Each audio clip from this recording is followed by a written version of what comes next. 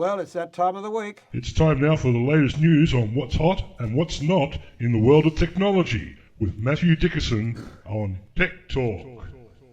Here on DCFM 88.9. Morning, Matthew. I've been missing you, Richard. The last few weeks I've had Meg in the studio. I know. So it's good to see you back again. Well, yes, I mean, I'm sure you enjoyed having Meg here. Meg was good, actually. I know, she's better looking than me. Well, it was just a different perspective. So someone just a few years younger than yourself, Richard. Yes. And so there's a different perspective for someone in their late teens, early 20s, and there's someone in their, early 30s? Yeah. Thanks, mate. Yeah. No, Meg's delightful. In fact, our whole presenter crew are all terrific. Yeah. They really are. That's good. Mate, lots of things to do with Tech Talk this week. I really don't know where to start, but so I thought I'd start with this one, your headline. Look, up in the sky, it's a bird, it's a plane, it's the internet. Very well done. It's an interesting concept. There's a company called Loon, and L-O-O-N. Yes, Loon. Loon, not Loom, not Loony, but Loon. Yeah, I was going to say Loony.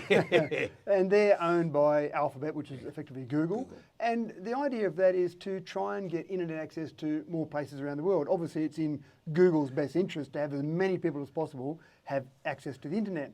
And the way they're trying to get access to some of these remote areas is by putting up balloons. And they've been experimenting with this for some time now, and they've just broken a new record. They put the balloons up, they had some helium bottles in there, and they essentially put the helium into the balloon to keep it in the stratosphere. Around 20 kilometres is the ideal height for them, but they can go up as high as 50 kilometres. What about wind? Well, that's exactly right. So what they've had is manual pilots before, someone on the ground, judging what's happening in the wind, trying to keep it around about the same location, trying to keep it up, look for updrafts, very complicated process. And so they were able to keep it up in the air originally for 20 or 30 days, maybe a little bit longer. Then they got better and better at it. And then they introduced artificial intelligence to the process. So they've just got to the point now where they've been able to keep a balloon up in the air for 312 days. And so what's quite incredible about that is when you put a balloon up and get internet access for some of these areas, then you want to be able to keep it up there for as long as possible. You have multiple balloons to have crossover periods when you lose access from one because it comes back down again. But if you can keep it up there for effectively almost a year, then you start to reduce the number of balloons you need. And of course, you can cover great areas.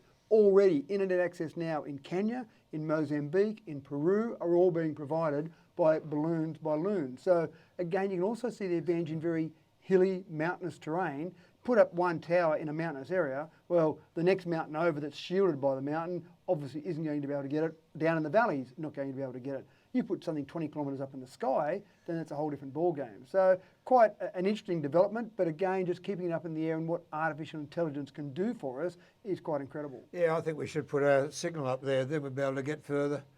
Because FM signal's the same. That's right. Doesn't go into valleys, AM does. Well, obviously you've got your app, so people in Peru could be listening to DCFM right now as we speak via a Loon balloon. Who knows? Well, we haven't had a listener from South America. We've certainly had listeners from Africa, New Zealand, USA, England, of course, great. France. We've had one from France. Yeah. Now, how can your smartphone fight COVID-19? Yeah, it sounds like a strange thing, doesn't it? Yeah. I mean, first jab in the UK yesterday.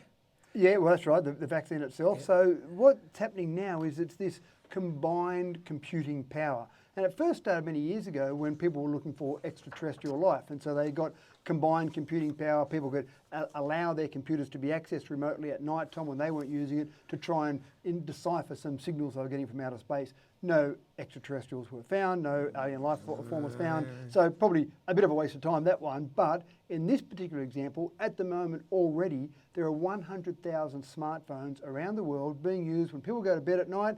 They plug in their phone to the charger, they open up a specific health app, it's based in the UK, this particular one, and then their phone can be used to run some models. Now, one of the universities participating in this said that they've got a supercomputer at the university. Now, a supercomputer is expensive, it's expensive to run. Obviously, it can do a lot of models, a lot of calculations and do some of that modelling, but they've only got one there.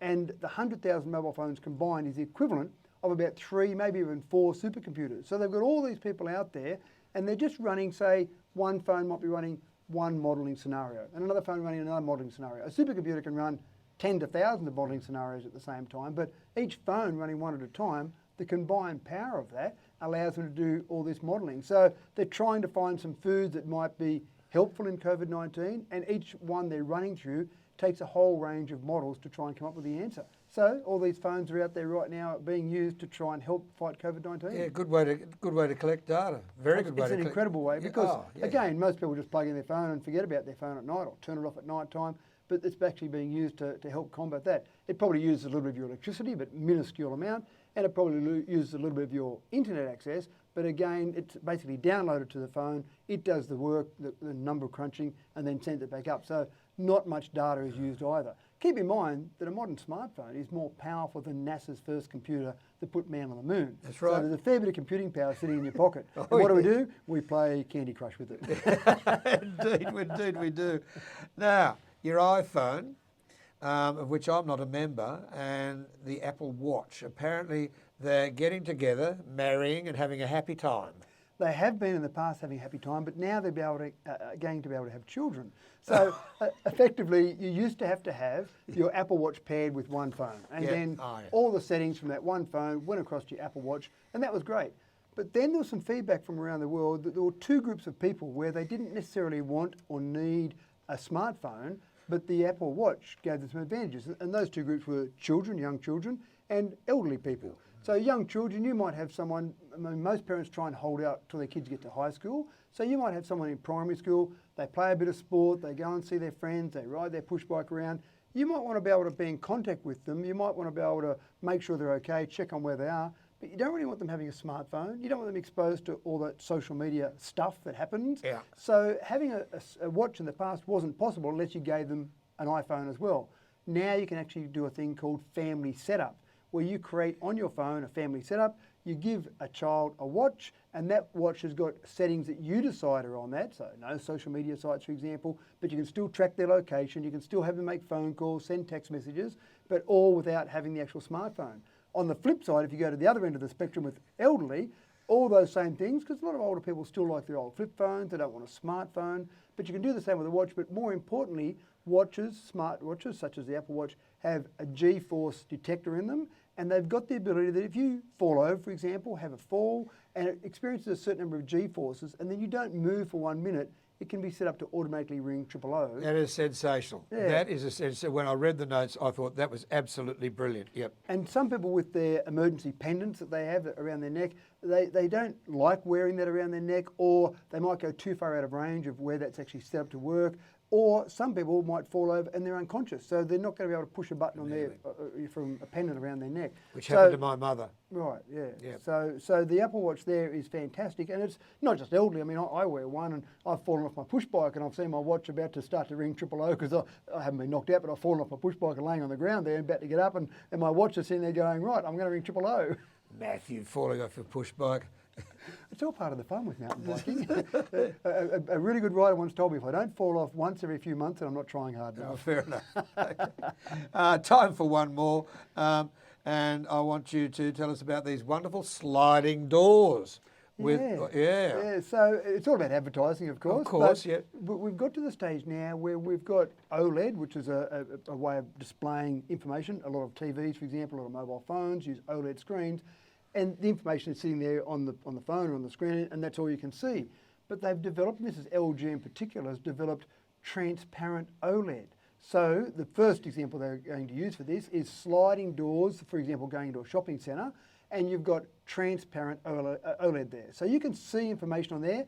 I would imagine it would be advertising, maybe information about the shopping centre, so you can see through, so you're not going to walk into someone on the other side of it as soon as you walk through, but you can see information on the screen as well as being able to see through it. So transparent OLED. All right, I think it's rather good, yeah. It's quite clever. Very clever indeed. And yeah, sure, I can imagine the ads that'll start going on there. Yeah, there might be some other practical use for it, but advertising, if you can drive $1 out of it, that's usually something that drives innovation more than anything else. Well, I see them in nursing homes actually, with decent screens so that people can, push, pull and all that sort of business. So safety aspects there. Thought it was rather good. Yeah, that's right. And again, it's that development. It's just so many things keep developing and you never know where it's going to go. Transparent OLEDs for shopping centre entry, that's great, but who knows what that will turn into tomorrow or the next day. Indeed. Yeah.